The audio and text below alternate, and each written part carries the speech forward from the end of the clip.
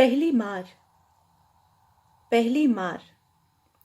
राजा का फॉर्मूला इंतहाई कामयाबी से जारी था और हम इशा की नमाज से यूं ही जान छुड़ाकर बचते रहे। हालांकि उन दिनों में कई मर्तबा नमाज पर वक्त पर ना पहुंचने की वजह से बड़े भैया की ठीक ठाक पिटाई हो चुकी थी।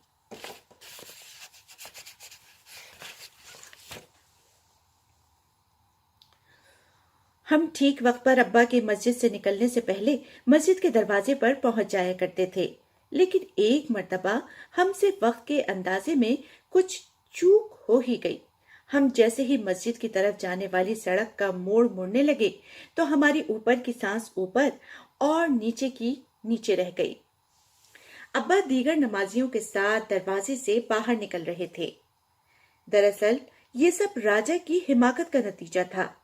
हमने पाबंदी वक्त को मजीद सख्त करने के लिए कल्लू कबाड़िए के ठेले से मिली एक पुरानी सी हाथ पर बांधने वाली घड़ी भी 5 रुपए में उसकी मिन्नतें तरले करके खरीद ली थी।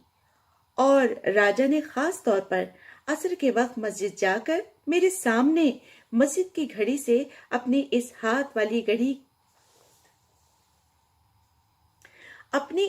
वाली घड़ी का वक्त मिला लिया था।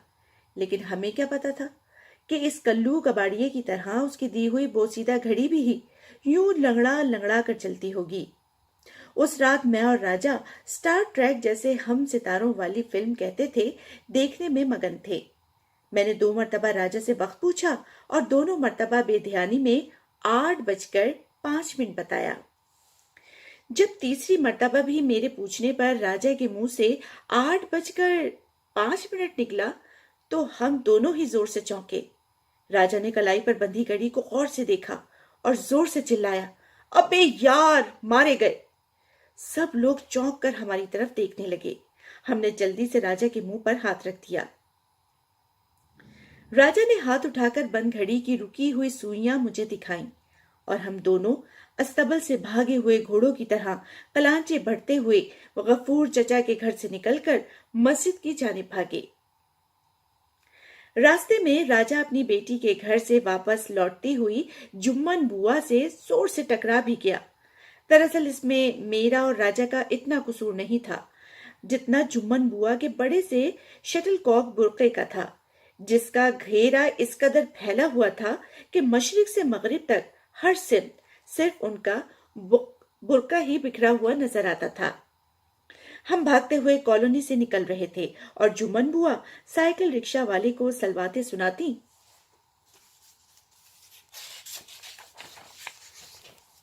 मोहल्ले में दाखिल हो रही थी। मोड़ मुड़ते ही वो हम दोनों के सामने आ गई।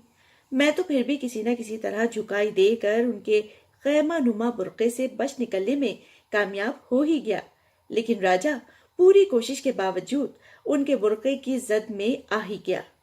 जुम्मन बुआ के मुंह से जोर से एक लंबी और ऊंची हाय की आवाज निकली। पहले उनकी चटाई की बनी हुई टोकरी फिजा में बुलंद हुई, उसके बाद उनका साल खुर्दा प्लास्टिक वाले फ्रेम का मोटा सा चश्मा, और फिर मुझे सिर्फ इतना ही नजर आया कि राजा उनके बुर्के में कुछ इस तरह से गडमड हुआ कि कुछ देर तक पता ही नहीं चल पाया कि उनमें से जुम्मन बुआ कौन सी है और राजा किधर है।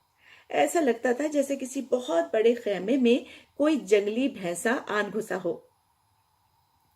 अगले ही लम्हे राजा जुम्मन बुआ समेत सड़क पर उल्टा धरा हुआ था। जुम्मन बुआ के मुंह से मुगल्लिसात का एक रेला था जो निकले जा रहा था, लेकिन चूंकि उनका चश्मा भी उतर कर सड़क के दरमियान कहीं पड़ा था, लिहाजा उन्हें मैं और राजा ठीक से दिखाई नहीं दे पाए। वो हाय हाय करते हुए हमें सलवाते सुनाई जा रही थीं।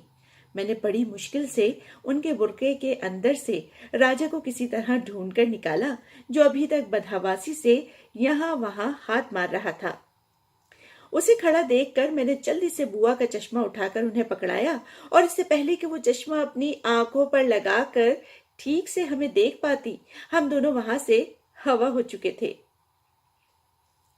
लेकिन इसी तमाम कश्मकश में उलझते और गिरते पड़ते जब हमने मस्जिद का मोड़ काटा तो अब्बा को मस्जिद के दीगर नमाजियों समेत बाहर निकलते देखकर मेरी तो सिट्टी ही गुम हो गई। अब्बा की नजर अभी तक हम पर नहीं पड़ी थी। ان کے پیچھے بڑے بھیا بھی سر پر اونی ٹوپی پہنے خراما خراما چلے آ رہے تھے۔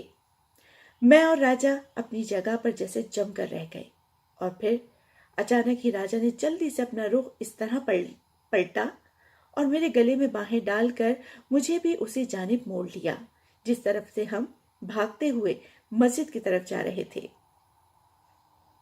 اب دور سے ابا کی نظر پڑی تو انہیں محسوس ہوتا کہ ہم ان سے کچھ دیر پہلے ہی مسجد سے نکل کر اچھے دوستوں کی طرح گلے میں باہیں ڈالے واپس گھر کی طرف جا رہے ہیں۔ یہ سب کچھ اتنی تیزی سے اور چند لمحوں کے وقفے میں ہوا کہ خود میری سمجھ میں بھی کچھ نہیں آیا۔ ابھی ہم نے پہلا قدم ہی اٹھایا تھا کہ ابا کی گرجدار آواز نے ہم دونوں کا خون خشک کر دیا۔ یہ تم دونوں کہاں بھاگے جا رہے ہو؟ کوئی ٹرین چھوٹ رہی ہے کیا؟ یہاں آؤ اور اپنے بھیا کے ساتھ چلو۔ میری اور راجا کی سانس میں سانس آ گئی۔ مطلب ابا کو پتہ ہی نہیں چلا کہ ہم مسجد میں موجود نہیں تھے۔ جانے خدا کو ہماری کون سی نیکی یاد آ گئی تھی۔ بہرحال ہم دونوں بھاگتے ہوئے ابا کے پیچھے پیچھے چلتے ہوئے بھیا سے قدم ملا کر چلنے لگے، لیکن دوسری مصیبت ہماری طاق میں بیٹھی تھی۔ فاری بھیا نے غور سے مجھے اور راجا کو دیکھا اور مشکوک لہجے میں پوچھا، تم دونوں نے کب نماز پڑھی تھی؟ میں نے تم لوگوں کو مسجد میں کہیں نہیں دیکھا۔ میں نے گھبرا کر راجا کی طرف دیکھا۔ یہ تو شکر تھا کہ ابا کسی اور نمازی سے باتیں کرتے ہوئے جا رہے تھے، ورنہ بھیا کی آواز ان کے کانوں تک ضرور پہنچ جاتی۔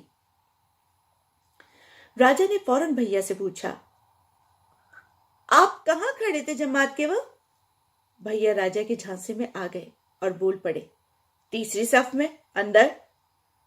ہاں تو بھلا آپ ہمیں کیسے دیکھ پاتے؟ میں اور عادی تو باہر برآمدے میں کھڑے تھے۔ اس وقت تو راجا نے بھیا کو لاجواب کر دیا، لیکن کاش ہم دونوں اس لمحے یہ بھی جان پاتے کہ یہ مصیبت ابھی ٹلی نہیں ہے تو کتنا اچھا ہوتا۔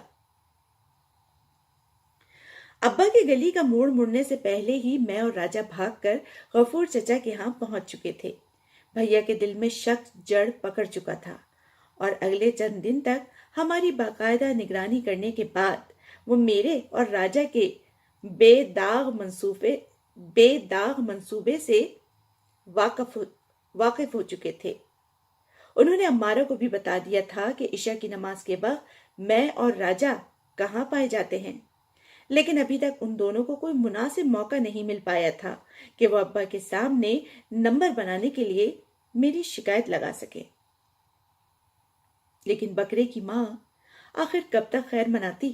ایک رات ابا کچھ پہلے ہی نماز کے لیے نکل پڑے۔ اتنے عرصے میں اب انہیں اس بات کا اطمینان ہو چکا تھا کہ میں راجا کے ساتھ خود مسجد پہنچ جاؤں گا۔ جاتے جاتے انہوں نے مجھے اور راجا کو، جو گلی میں میرے ساتھ کھڑا کسی عیسائی بچے کا انتظار کر رہا تھا کہ ادھر سے گزرے تو ہم اس کی خبر لے سکیں، کچھ کہا، لیکن ہم دونوں ابا کی بات پر دھیان نہیں دے سکے۔ صرف اتنا ہی سمجھ آیا، نماز کے لیے آ جانا۔ راجا نے گھڑی میں وقت دیکھا تو ابھی صرف 7:30 بجے تھے۔ میں اور راجا ابا کے جانے کے بعد سیدھے غفور چچا کے ہاں پہنچ گئے۔ نیرہ نور کی مدھر آواز، جلے تو جلاؤ گوری، پر ہم کافی دیر تک سر دھنتے رہے، لیکن ہم دونوں کو خبر نہ تھی کہ آج خود ہمارے پرسکون آشیانے کے پروں کے جلنے کا وقت آ چکا ہے۔ 8:15 بجنے سے 1-2 منٹ پہلے میں اور راجا بھاگتے ہوئے مسجد کے دروازے پر جا پہنچے، لیکن یہ کیا؟ مسجد تو بالکل ویران پڑی تھی، ایک نمازی بھی اندر موجود نہیں تھا۔ میرے اور راجا کے تو ہوش اڑ گئے۔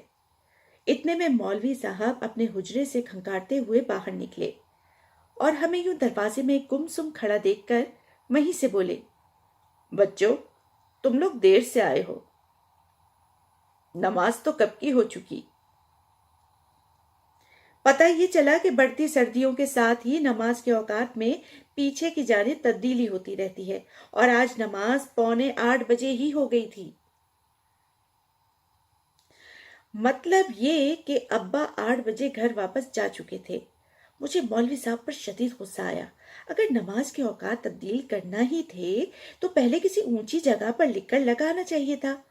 ضرور انہوں نے کل رات جماعت ہونے کے بعد نماز کے اوقات تبدیل ہونے کا اعلان کیا ہوگا۔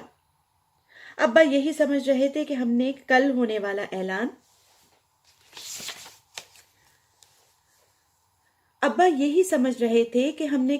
والا اعلان سن لیا ہوگا، اور شاید جاتے ہوئے گلی میں انہوں نے مجھ سے اور راجا سے یہی کہا تھا کہ جلدی مسجد پہنچ جائیں۔ پر اب کیا ہو سکتا تھا؟ راجا نے رکت بھری آواز میں مولوی صاحب سے درخواست کی کہ آئندہ جب کبھی نظام الاوقات بدلنے ہوں تو برائے مہربانی مسجد کی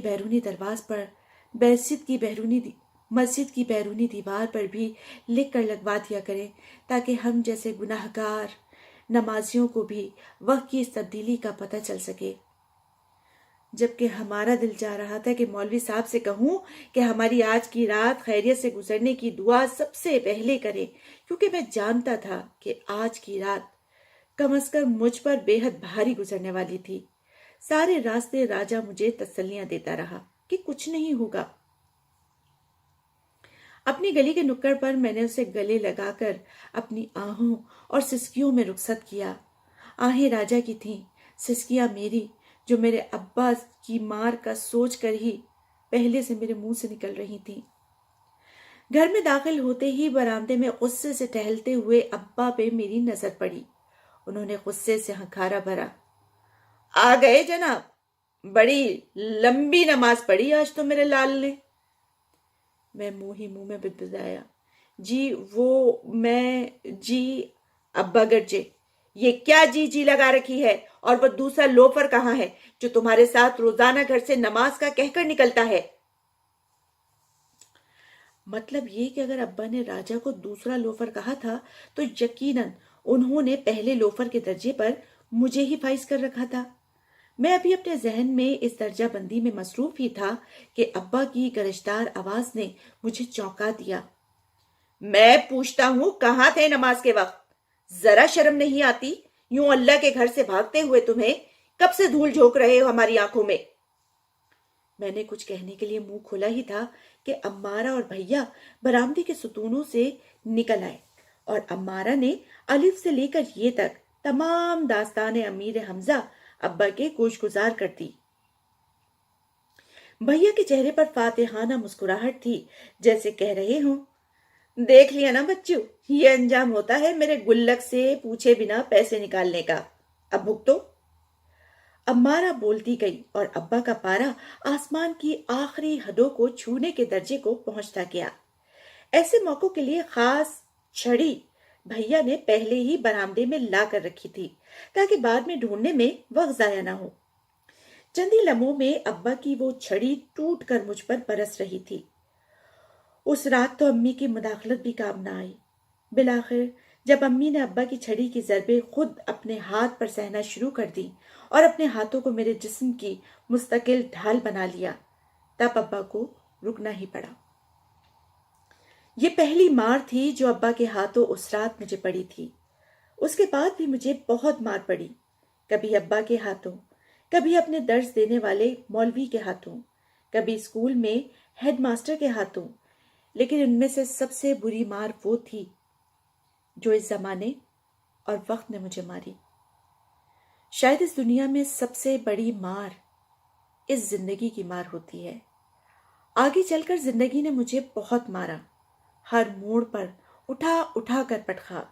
میرا جسم، میری روح جانے کتنی بار لہو لہان ہوئی، اس کی میں گنتی بھی بھولتا گیا۔ کاش زندگی، زمانے اور وقت کی مار بھی اس رات ابا کی مار جیسی ہوا کرتی، جسے بچانے کے لیے امی کے محافظ ہاتھ ہمیشہ میری ڈھال بن جایا کرتے تھے۔ لیکن وقت کے ان بے رحم تھپیڑوں سے بچنے کے لیے امی کے مہربان ہاتھ ہمیشہ اور ہر جگہ میری ڈھال نہیں بن پائے۔ زخم پر زخم لگتا گیا اور میں اپنے مقدر کی مار سہتا چلا گیا۔